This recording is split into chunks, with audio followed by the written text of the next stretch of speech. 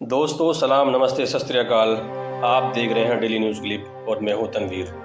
दोस्तों आज हम बात करेंगे फ़िलिस्तीन की, यानी उस जगह की जो दुनिया की सबसे बड़ी खबरों में रहती है। लेकिन पहले हमें जानना होगा फ़िलिस्तीन का इतिहास। इस वीडियो में हम आसान और साधारण भाषा में इजराइल और फ़िलिस्तीन की पूरी कहानी बताते हैं। फ़िलिस्तीन का इतिहास, पीएलओ और हमास का उदय, 2023 का हमला और यूएन की वर्तमान स्थिति। अगर आप भी जानना चाहते हैं यह विवाद कैसे शुरू हुआ और आज कहां पहुंचा है तो वीडियो में बने रहिए। फ़िलिस्तीन मध्य पूर्व में एक छोटा सा इलाका है। इसके पूर्व में जॉर्डन नदी और जॉर्डन देश है, उत्तर में लेबनान और सीरिया है, दक्षिण पश्चिम में मिस्र है और पश्चिम में समुद्र है। पहले के ज़माने में लेबनान, जॉर्डन और फ़िलिस्तीन ये सब मुल्क के शाम का हिस्सा हुआ करते थे, जिसको आज हम सीरिया के नाम से जानते हैं। उसके बाद यहाँ पर सल्तनत उस्मानिया ने राज किया। 1517 से लेकर 1917 तक इस इलाके पर सल्तनत उस्मानिया का शासन रहा।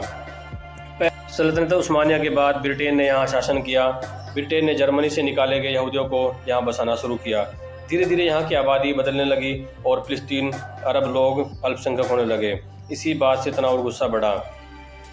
ब्रिटेन राष्ट्र संघ ने एक प्रस्ताव पास किया, फ़िलिस्तीन में इजराइल नाम का एक देश बनेगा, जिसे 1923 में लागू किया गया।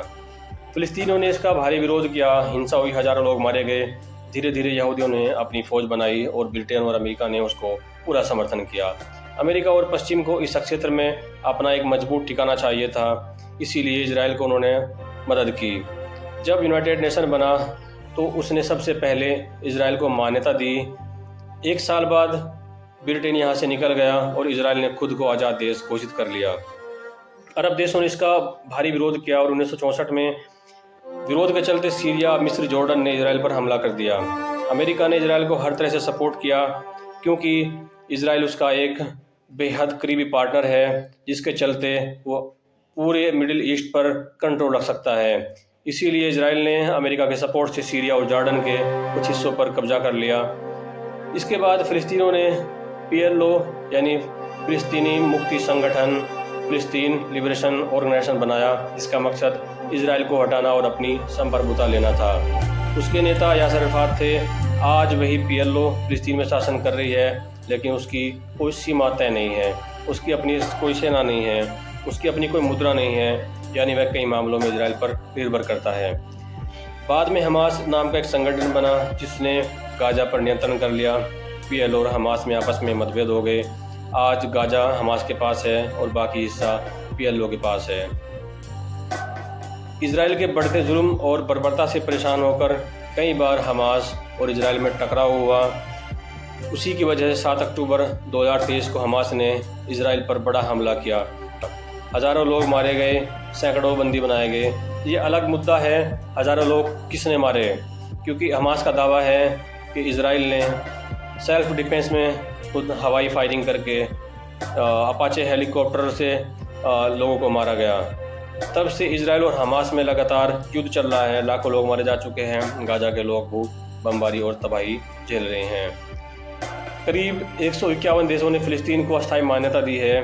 फ़िलिस्तीन यूएन में ऑब्जर्वर के रूप में बैठ सकता है, बहस कर सकता है, दस्तावेज दे सकता है, लेकिन वोट नहीं कर सकता, क्योंकि वो फ़िलिस्तीन है। फ़िलिस्तीन का पीएलओ 1974 से ही यूएन का अस्थायी सदस्य है। 1988 में फ़िलिस्तीन ने खुद को एक स्वतंत्र राष्ट्र घोषित किया। 2011 में फ़िलिस्तीन ने अस्थायी सदस्यता के लिए आवेदन किया, लेकिन अमेरिका ने वीटो कर दिया, क्योंकि सामने फ़िलिस्तीन है। अगर वो फ़िलिस्तीन को मान्यता दे देता है तो इसमें उसको इजराइल से ज़मीन लेकर देनी पड़ेगी, फ़िलिस्तीनियों की ज़मीन वापस करनी पड़ेगी, और जिसमें सेटलर बसे हैं, जिसमें जूइश बसे हैं।